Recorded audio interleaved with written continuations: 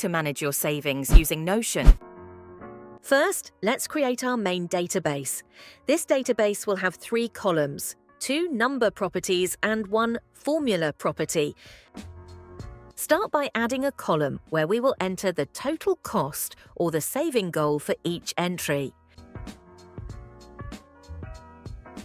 For easy processing, copy this column and rename the new column to Savings to Date. This column needs to be updated every time you save a new amount for your entry. Next, add the currency to the columns. You can choose whatever currency you prefer. For this example, I will use USD. Now, let's create a formula to track the progress. For the best visualization experience, let's add a cover image column.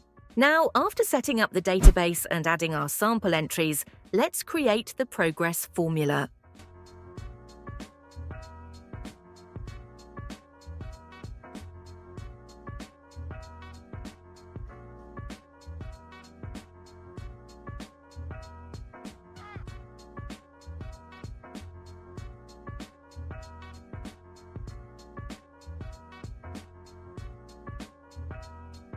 Change the number format into a percentage for better visualization of your progress, and choose the color for your progress bar. Switch the view to gallery mode for a more visual representation of your savings entries.